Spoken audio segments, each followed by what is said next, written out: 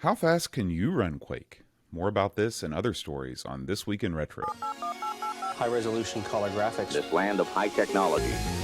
The revolution in technology that made the information age possible. Those kids are not afraid of computers. Quake Olympics. Looking back at the Amstrad acquisition of Sinclair. A new web service for old hardware. Atari Lynx on the Mister. All this and our community question of the week on This Week in Retro. Up-to-date news for out-of-date tech. Our first story this week is all about Quake, the hotly anticipated follow-up to Doom. Quake was released in June 1996, nearly 25 years ago. Can you believe it, John? 25 years has flown by. And it took id Software, it took their first-person shooter engine from the pseudo 3D engine of Wolfenstein and Doom into a true 3D world of polygon giblets flying all over the screen. For many of us, it was a system breaker. 486 owners tried to resist forking out for a Pentium processor, or they cracked and they opened their wallets to enjoy Quake and other games arriving which demanded a higher system spec to achieve anything close to a good frame rate and a playable frame rate. Now, I know I was one of them, John. I'd upgraded my 486 SX25 at the time all the way up to a DX4 100. Pushed it to the limit at 100 megahertz. I'd put more RAM in it. It was pretty much maxed out as far as my budget would allow. And Quake did run on this thing. The frame rate wasn't great, but if I made the window a bit smaller and reduced the quality and kept the resolution low, I could enjoy the game, and I did play it through to completion, although it might have been a bit smoother in my memories than it actually was if I go back. But, you know, it always was playable. is. It always is. Yeah. So, John, what was your first Quake experience? Can you remember it? Well, Neil, I'm about to expose my lameness to the classic PC community once again on this show. I've never played Quake. Can you believe it? Never, ever. Wow. Never played Quake? Not even on one of the console versions? Or never. Anything like that? I must be the only person on Earth that's never played. It's sort of like how I've never watched Titanic. I'm the odd man out in the world. But aside from GoldenEye, first-person games in general, whether they're dungeon crawlers like Dungeon Master or Eye of the Beholder, or these Twitch-based deathmatch shooters like Quake, I don't know. They're just not my cup of tea. I never sought them out. Well, I mean, it's such an iconic piece of gaming history. I think you owe it to yourself to go and give it a try. I probably should. You're right. Yeah. Well, the topic of Quake came up this week because the battle to create the world's highest frame rate in Quake using only a 486 PC is heating up. Yes, check your calendars. It is 2021, and the hashtag 486 Quake Race is current and has been trending on Twitter. Retro enthusiasts have been getting their kit together to try and claim the crown, including such people as Retro Tech Bites on YouTube, who has a great video showing off his setup and actually does a really good job of explaining the competition, why Quake was chosen for the competition, and how people are approaching it. Basically, Quake was a game that runs on a 486 PC, but it really takes advantage of the strengths of the Pentium processors, namely its speed advantage and additional instructions to help with floating point calculations, which the Quake engine makes full use of. To some people, that sounded like a challenge, and so they took it up. And we saw other contenders like Sucre achieve a very respectable 16 frames per second. I mean, it doesn't sound that respectable compared to the 60 frames per second that people aim for these days, but that was pretty good back then. Mm-hmm. Retro Tech Bites himself managed 14 frames per second. And then up-stepped user CPU Galaxy over on YouTube, who has created a video showing off his record-breaking computer, and he sees his Quake game running a little over 20 frames per second. Again, really impressive for the 486 platform and for such a demanding game on it. His system includes an AMD X5133 CPU, overclocked to 180 megahertz, 486. That's on a Socket 3 board with 16 mega VDO memory and a Creative Blaster PCI video card. Something of a dream machine for 1996. I was going to say that system's overclocked to about twice the speed of a normal 486, right? It's insanely fast, and all of the different approaches people have taken. There's even somebody, I think it was Retro Tech Bites himself. He used a 486 processor that was released in 2007. Oh, it was okay. a DX4 100, but they were still producing them at that point. So it's not. It is period authentic, but at the same time, it's not. Right. They're mixing and matching everything they can while staying within the 486 umbrella. Now, what is really interesting is the different approaches taken to the competition and the hardware selected, as I said. Things like looking at different results and comparing the efficiency of the CPU rather than just the raw speed, because those clocked slower are sometimes actually better performing than the higher clock rates. They look at the advantages of using the VLB bus for your video, which can outweigh a PCI video card sometimes. There are all kinds of variables which make this a really interesting competition for retro computer fans. And at the end of it, whether you like Quake or not, whether you're like John and you've never even played Quake or not, what we will end up knowing is what the perfect 486 setup looks like and what the pinnacle of 486 gaming in a computer looks like. So I'm really fascinated by this competition. It gives me flashbacks to the days when I spent far too much time tweaking and overclocking PCs instead of actually gaming on them, John.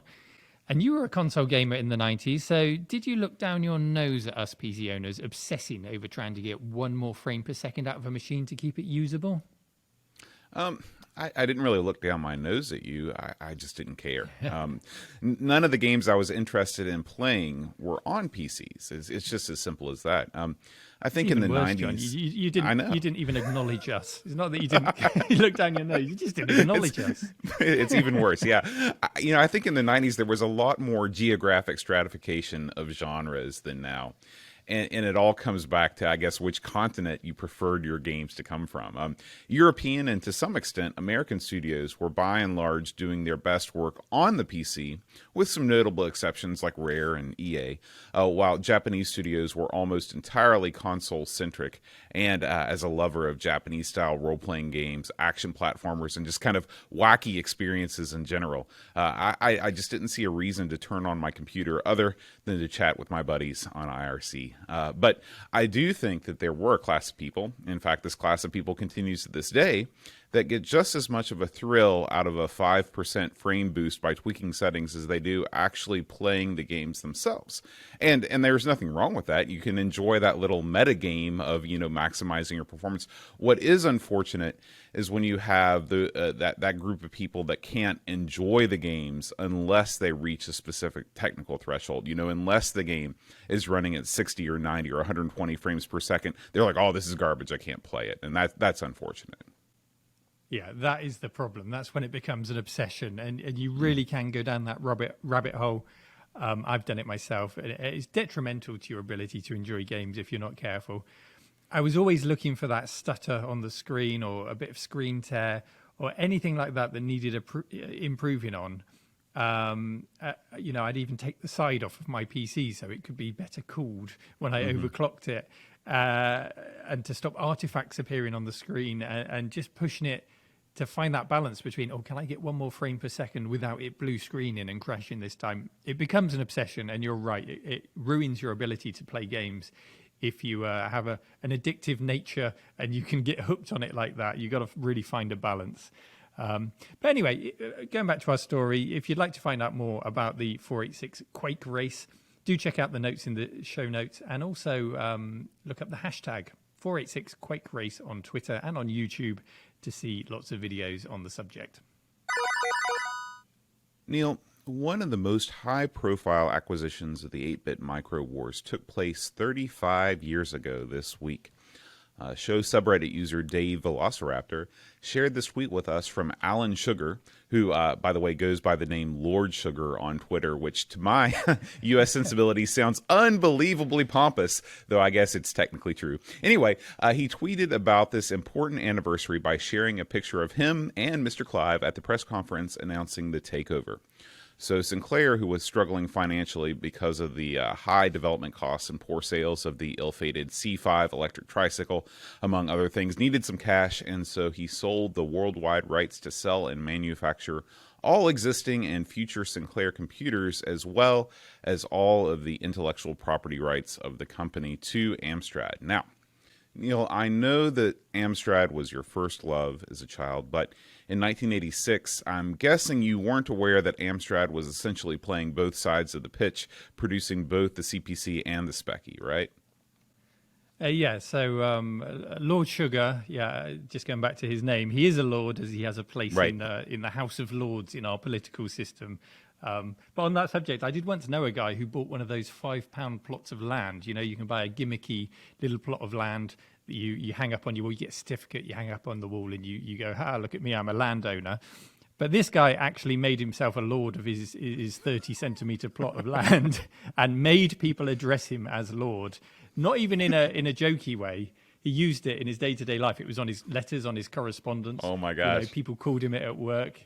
That is pompous. That's the You couldn't get away with something like that in the States. Only in England can you make people call you Lord. But in 1986, I knew I had an Amstrad computer. I saw ZX Spectrums in the shop. I saw Amstrad hi-fis and computers in the shops. I wasn't paying attention to the news, so I wasn't following it that closely at the time. But I do remember seeing Sinclair's many wild projects. They would get a lot of publicity. And then they would fall down invariably, such as the C5 that you mentioned, that little electric vehicle, which with hindsight was probably about 30 years too early. It's not a bad idea, just not back then in 1985, 1986. I'll never forget watching the television debut where they have all the models that are, parading down the street on this cold, misty, rainy England morning in the open top, and you just thought, oh my gosh. Talk about this is not what you want people to see right off the bat. Yeah, I've driven a C5 and I've driven it on the pavement, not even on the road.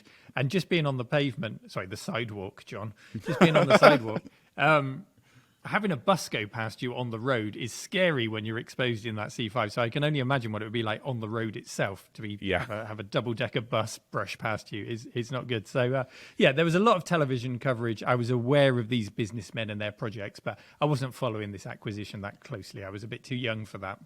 It's interesting to kind of consider how long Alan Sugar kept the Spectrum line going. Remember, the original 48K Spec-E launched in 1982, and then, of course, they released the 128K in 1985. So really, there were only two actual, Sinclair-made Spectrum computers. The Plus 2, the Plus 2A, the B, and the Plus 3 were all produced by Amstrad. Don't you think it's ironic that there were twice as many Spectrum models produced by Amstrad as there were produced by Sinclair themselves? Yeah, I guess. I mean, the Plus 2 was the first one that Amstrad made, as you said. And there were two variants of the Plus 2. I don't know if the earlier ones were made by Sinclair and were in stock, or if they were all made by Amstrad. They were probably all made by Amstrad, but using an earlier Sinclair design. Because what Amstrad did was they went on to redesign the Plus 2, and they put different ports on the back, swap things around a little bit. And that was really designed to steer people towards Amstrad's own proprietary peripherals.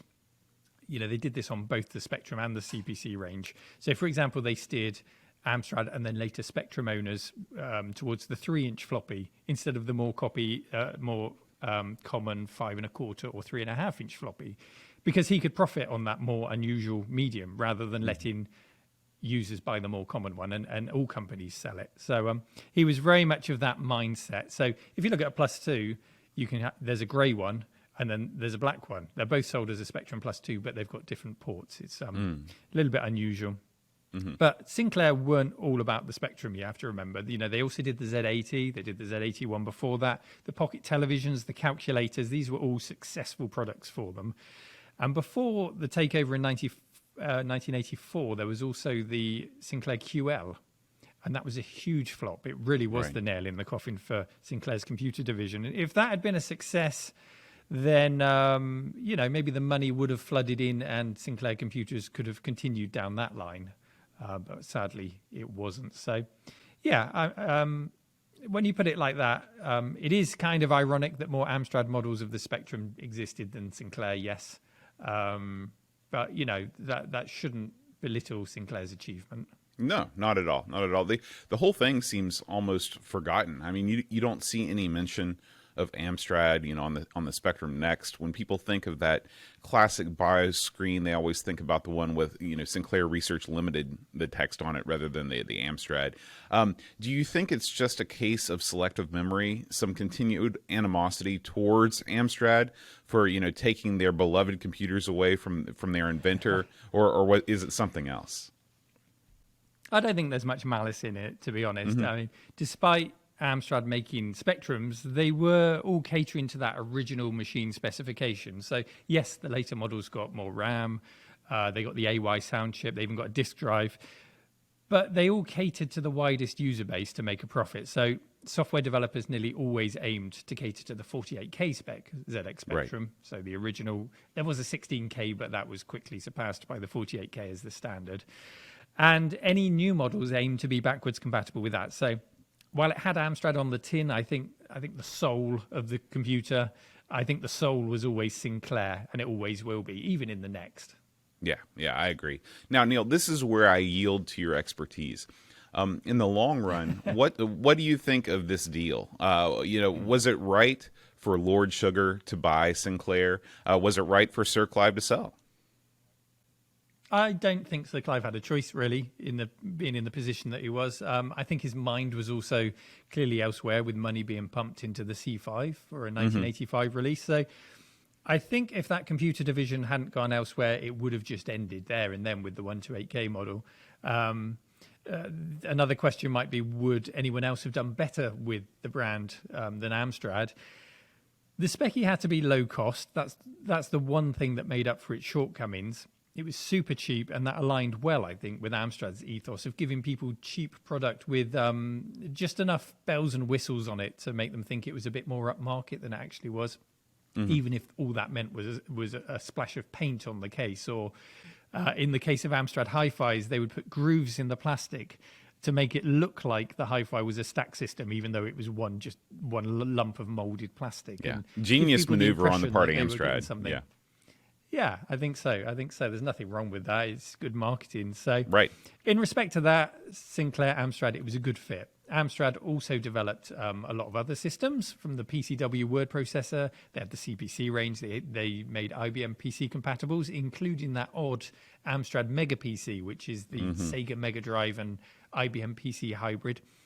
So they didn't sit still in the low-cost computer development market at Amstrad. And they could have continued to evolve the Spectrum platform. But to be honest, the writing was on the wall for the Speckies as the 80s came to a close. The 16-bits reigned supreme. The PCs were gathering a huge amount of momentum. Of course, you had the games consoles as well. So the fact that Amstrad continued to produce ZX Spectrums until 1992 is really quite astonishing in that climate, I think. I don't think anyone could have really expected more for the Spectrum than that. I think it was a good pairing. It would, of course, have been nice to see the brand used a bit more. Maybe a sleek black desktop PC with Sinclair on it. That would have looked nice. Well, this is definitely one we want to hear our listeners' comments on. So please feel free to give your take on the Amstrad Sinclair buyout and its ramifications in the YouTube comments or in our show subreddit at r/thisweekinretro. Neil, we've talked about the hardware on offer over at RetroRewind.ca for the past few weeks, but we've never touched on the software they have available too. Maybe you just picked up an Amiga 500 on the cheap on eBay, and after giving it a good once-over with some IPA and a toothbrush, you want to make sure that the software is humming along at a good pace too. You can update your Amiga's OS to its latest and greatest version with Amiga OS 3.1.4.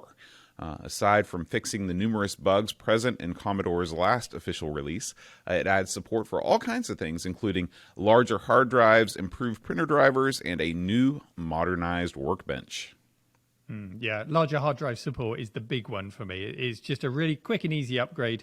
Drop it in, upgrade, and solve all of your hard disk woes. Drop it in and you're good to go. Yeah. So for $50, you get the 3.1.4 Kickstart ROM module and a 6-disc set, including install, workbench, extras, storage, fonts, and locale, all of it. Quite a bargain, but that's not all. If you use promo code TWIR10 in all caps at checkout, you can save 10% on this or any order. A big thank you to RetroRewind.ca for sponsoring this week's show. FrogFind is the name of a brand new website designed for old hardware, which has been built by Action Retro, who is a demonstration of it on his YouTube channel. Now, of course, we had the web in the 1990s. My first web experience was with Netscape Navigator and the thrill of browsing basic web pages made up of text and static images. It was incredible. And if the web designer was really fancy, we might see things like frames used, John. Multiple frames on a web page and a guest book. But if you've ever tried to recreate this experience on an old Apple Mac or a vintage PC, you soon become pretty unstuck if you try and browse any further, pretty much any further than the web pages of the user groups that are dedicated to that platform. Old browsers just don't play well with modern web pages and services that fall under the banner of Web 2.0 and newer. And why should they? I mean, I want my modern computer to be used, and I want all of that power to bring us new, exciting web experiences. So I don't expect them to work on old machines. The modern web just isn't supposed to be 30 years backwards compatible. Mm-hmm. But before we go on, John, what was the first or one of the very first web pages you can remember visiting? Well, I was sort of in the AOL walled garden when we got the internet for the first time. I mean, the internet was available, but AOL did everything they could to kind of hide it from its users because they wanted to promote their these things called keyword pages that acted like web pages that had a bunch of information on stuff, links to images and chat rooms and things. But AOL was able to kind of monetize those in some way by, you could only access these through AOL, not through CompuServe or whatever else. So I remember going on the Beatles AOL keyword page and being blown away at all the information on there. I was a huge Beatles fan. I still am, but when we got our first modern PC especially, and being able to just read what I thought was an infinite amount of material on the band just was incredible. But as far as the web itself, I remember downloading Netscape and hitting up a bunch of MIDI archive pages. That's right. I went straight to the MIDI. As somebody who didn't have an Amiga or even a C64, I never had a computer that the enthusiast crowd had kind of programmed pop tunes into, either mod files or SID files or whatever. So hearing this music programmed through the computer really blew me away. The Christmas after we got our first internet-enabled computer, I got a music creation program, which you could import MIDI files into. And I remember having all kinds of fun tweaking the songs, which were mostly by The Cure, if I remember my fandom timeline correctly. I put pictures of you.mid into this program, and you can move octaves around, you can slow the tempo down, speed it up, stuff like that. I really thought I was a professional DJ remixing the song, Neil. And another thing, just another random memory I remember, is that I was a Rolling Stone subscriber at the time. And I remember they had this huge spread about cool sites on this thing called the internet.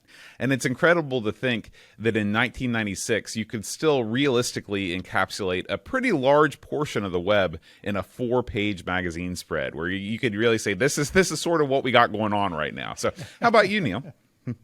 Yeah, I remember that. I mean, you could buy directories. You could buy like the yellow pages of the internet, which is basically all the web pages were. Yeah, and it was a physical book you'd buy, and you'd look something up, just like you would in the paper yellow pages.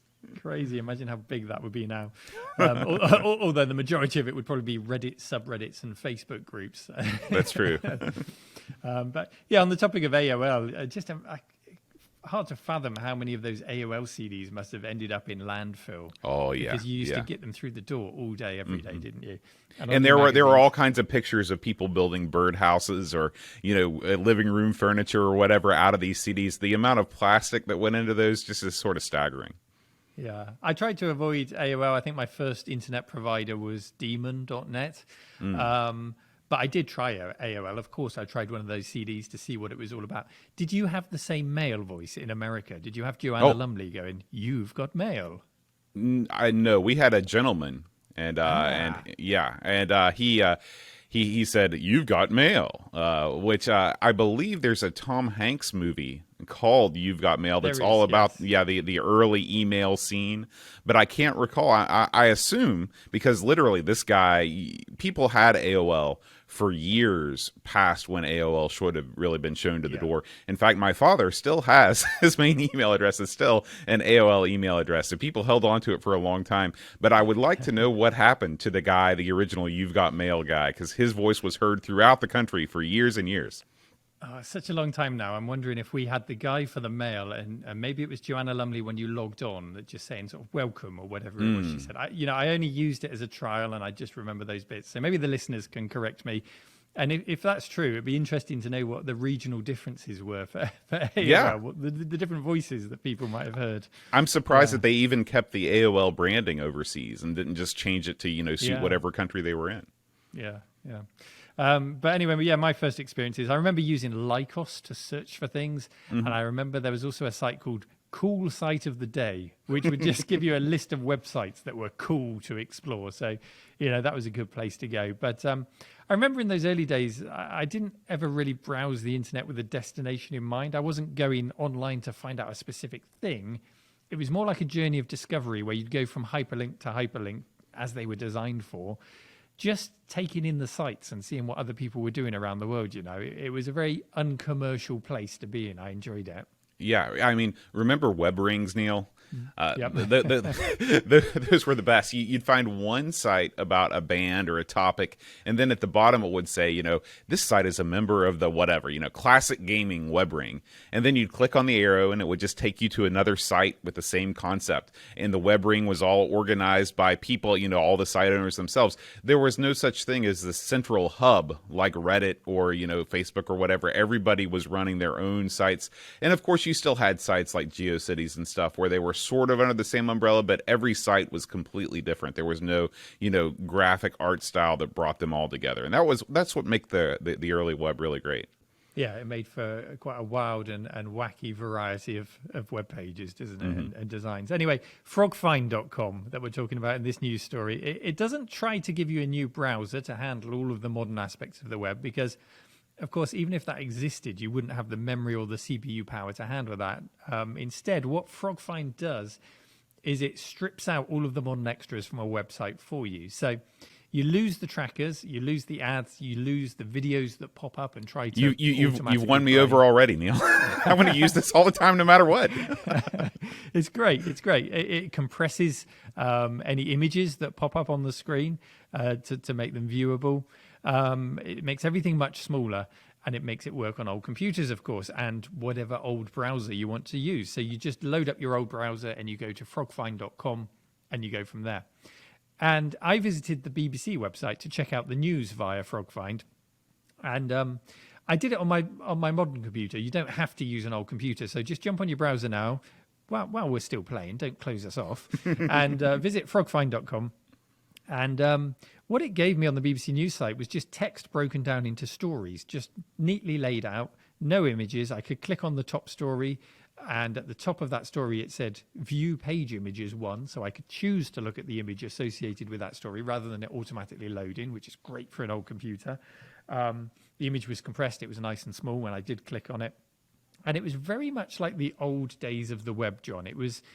I would describe it as a peaceful web browsing experience. It just seemed to work really well. Just the text that you want, just the pictures if you wanted to see them. It's a joy to use even on a modern browser. Right. And something I just thought about is this could be a real boon for people using modern computers that have accessibility issues. People that need to alter the size of the text on the screen or use screen reader programs. I bet it's a lot easier to highlight text, and you can highlight a whole web page, basically have it be read to you without it, reading you any alt text from images and stuff like that. So a lot of promise beyond the classic computing thing. But we are a classic computing show, so I've got to know, Neil, did you try it out on any old hardware? I did. And the accessibility argument is a very interesting one, actually, because it's topical. Because in the news this week, we had the National Rail website decided to make their whole website grayscale out of respect for the death of the Duke here in the UK. Oh, okay. But it resulted in thousands of complaints from people with accessibility needs who could no longer use the website because it was really difficult if you were partially sighted to make out the differences. So it was a real shot in the foot, and I'm not sure it was a particularly respectful move in the first place. With the Duke have gone, oh well, I feel honoured that you made your website grayscale for me. Right. I don't get that either, but anyway, Action Retro, in his video, he demonstrates this So I haven't actually tried it on an old system yet, but he demonstrates it really well on his video. On a Macintosh Plus running at 8 megahertz using Mac Web 1.1. This machine can't even load Netscape. And on Mac Web, he browses the Ars Technica homepage. It takes about 20 seconds to load, but then it gives him full access to all of the news stories, and it even formats the text into bullet points and lays out the articles, so it's perfectly usable. And then, to take it a step further, you have to see this. He fires up an Apple II from a floppy disk, and he goes on to read the Wikipedia article about the Apple II on the machine itself. It's wonderful. Yeah, I was shocked at how quickly the Apple II was able to render, maybe render is a wrong word, but to load up web pages. I mean, when he was searching, his search results came up just like that. I guess he was using Contiki, which is sort of a program that you can use to get into the internet on various old systems, and very, very impressive. This is just in line, or this is just in time with all of the new Wi-Fi peripherals that have come out in the past couple of years for classic systems. A few months back, we did a story on the FujiNet, which is a box that lets you easily get your Atari 8-bit computer online. I don't know what the browser situation is like on that system, but I'm going to be checking it out soon. Well, you can use FujiNet with any existing browser. It just gives you that network connection, and then you can use it with your existing old school browsers. So, yeah, and I think the Apple II is so quick compared. It's actually quicker than the Mac.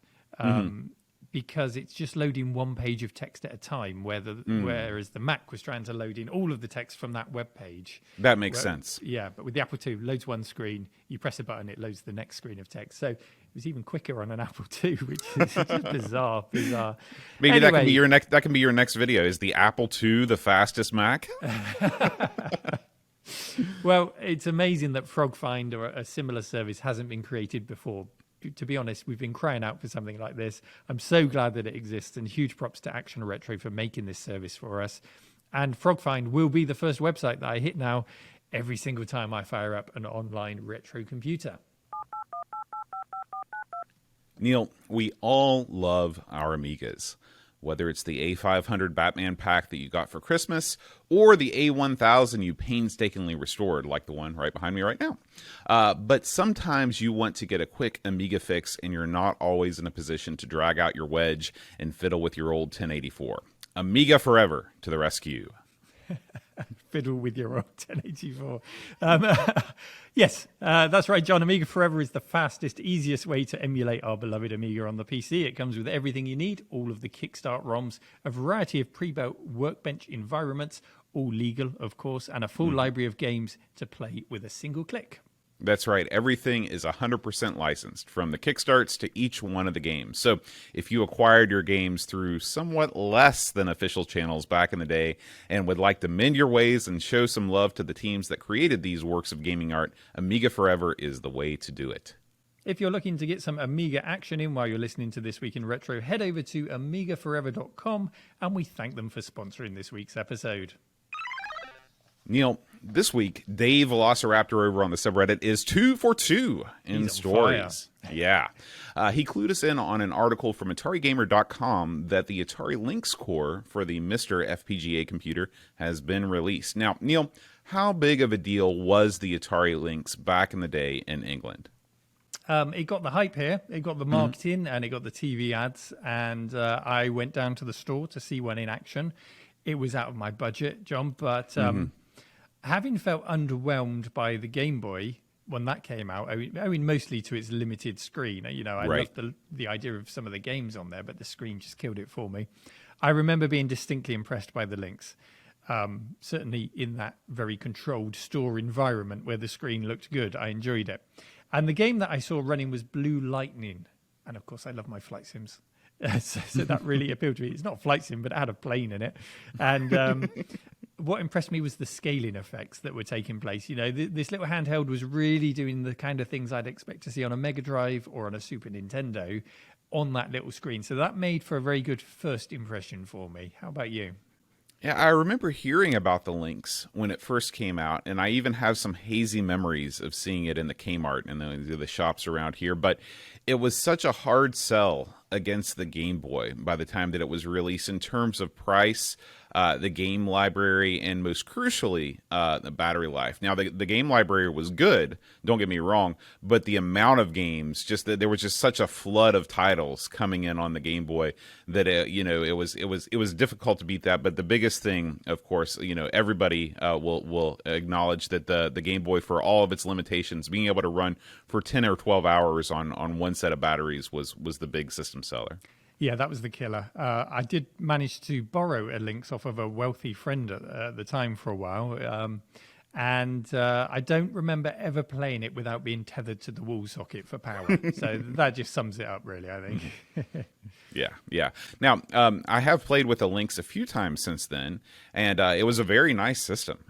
A full color backlit screen, some excellent ports of Atari and Epyx games.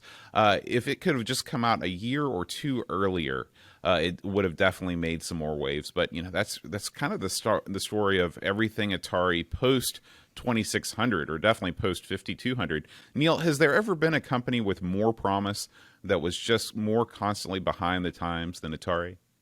Yeah, I mean, you mentioned the 2600 and the other early consoles there. In defense of Atari, like you say, let's not forget how far ahead of the time they were originally, along with Magnavox and Fairchild back in the 70s. They were the pioneers of the home games consoles back then. And they came out on top in that battle. There's no dispute in that. But a tech company is only ever really a few short steps from total failure. It doesn't matter how successful you are. It only takes a couple of duff releases to bring the whole house of cards down. And that's what we saw with the Lynx, with the Jaguar, with the Falcon. It just wasn't working out for Atari with those releases. They were. You could argue they were struggling before that, but it just took a few nails, to bring everything down. I'm really mixing up my metaphors here. A few nails to bring down the house of cards, put them in the coffin. But it's not that they were on the wrong path. I think with the Lynx. Sorry, portable gaming was and has proven to be a huge market, and more powerful games consoles are a given with each generation. So they were on the right track with the Lynx, they were on the right track with the Jaguar. It just didn't come together for them. It just didn't work, did it, John? No. So getting back to our story, developer Robert Peep has released a Lynx core for the Mister. So if you're not familiar with how the Mister works, it's basically a one-board computer that has a programmable circuit called an FPGA that can be flashed with a core that emulates hardware for various kinds of computers and consoles. So some FPGA projects like the ZX Spectrum Next have cores that are maintained professionally, but with the Mister and other FPGA projects, the cores are mostly developed by hobbyists. Now, this brings me to what I think is an important question. Neil, what do you think about the commercialization of these cores? Because of the rise of sites like Patreon, many core developers have set up pages where you can pledge monthly amounts to fund development, while others straight up charge you for access to their cores. What do you think about this trend? Does it seem weird that people are charging for access to platforms that they had nothing to do with developing in the first place?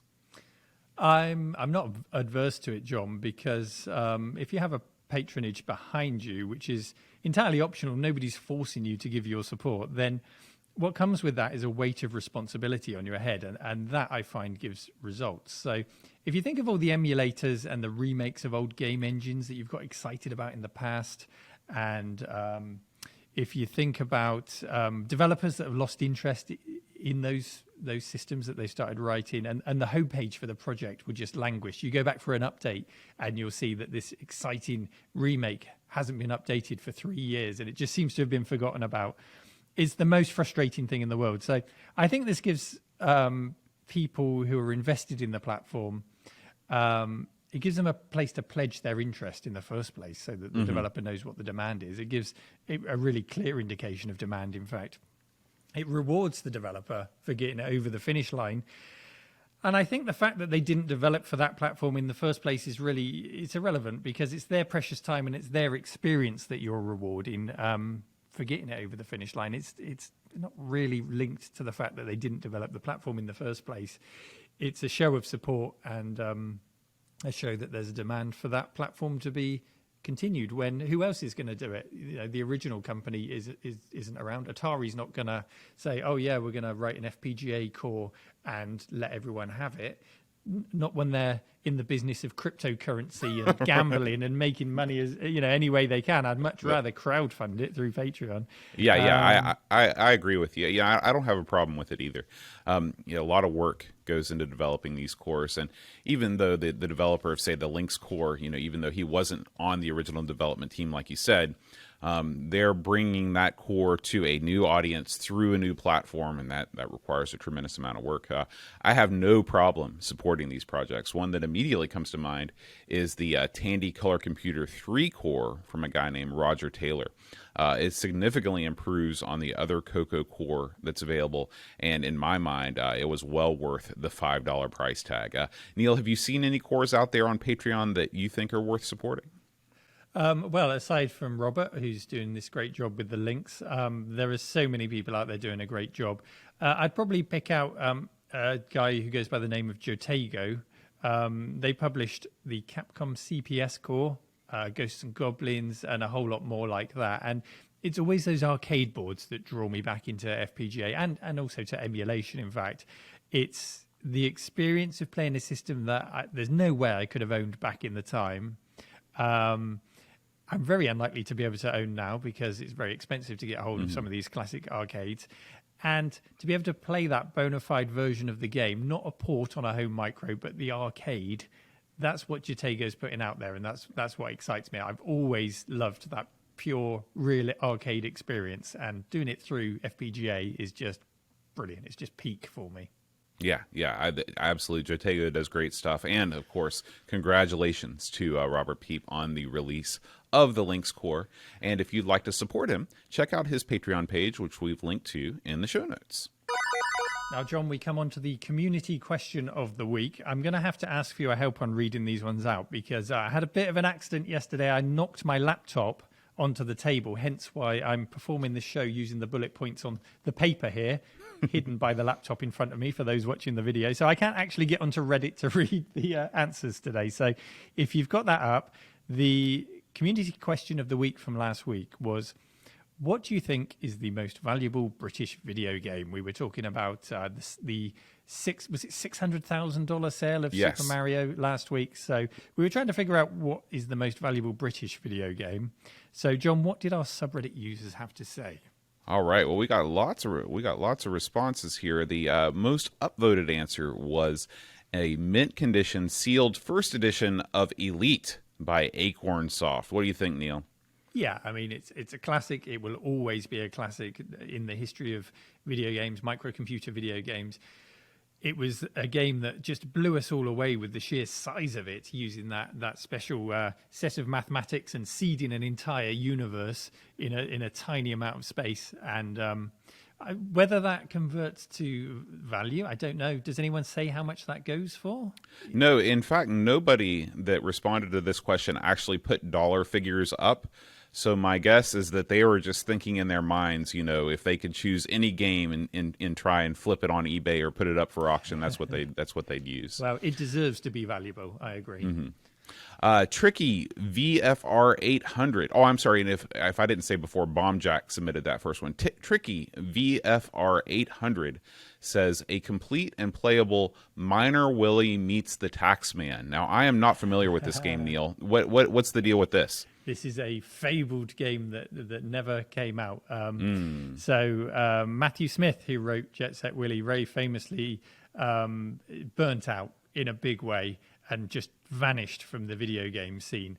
And there was great anticipation for the follow-up game, which was Minor Willie Meets the Taxman, and it never came. So if Matthew Smith wrote this and it came back, he should do like the Wu-Tang Clan did with their album a couple of years back. They only made one copy of their new album and sold it for several £million. So he could make the game and just make one copy of it, and then it would be worth a fortune. So Matthew Smith, Wu-Tang your next game. Now that's a tagline. And finally, Pajako 6502. He actually owns these games in question. He says, hopefully my copies of the original recalled Snapper or Defender for the BBC Micro. So I guess Snapper had its graphics changed and was re-released, which is kind of crazy for that to happen. Defender was changed to Planetoid, of course, probably for naming reasons, and was re-released. Have you played Snapper on for the Micro, Neil? Snapper, is that the Pac-Man clone? I can't remember now. Yes, it is. It is the Pac-Man clone. And looking at the original graphics here, Pajako has posted a link on the Reddit. It definitely, let's say, it's a loving tribute to Pac-Man.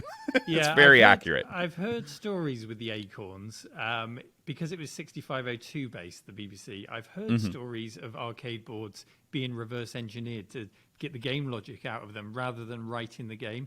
No proof. But I wouldn't be surprised if they also found a way of ripping graphics out of boards and just pairing that up with the code they'd ripped out.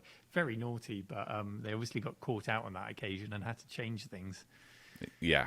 So thank you, as always, to all of our subreddit users for submitting their responses. This week's community question of the week is related to our Frog Find story. And it is, what was your first experience with the internet? Please post your responses on the show subreddit and upvote your favorites. We'll read the top 3 most upvoted responses on next week's show.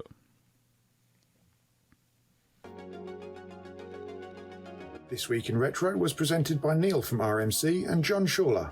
It was produced by me, Duncan Stiles. The podcast version of the show is available through your favourite podcaster, including Apple Podcasts and Spotify. And the video version is available on the This Week in Retro YouTube channel.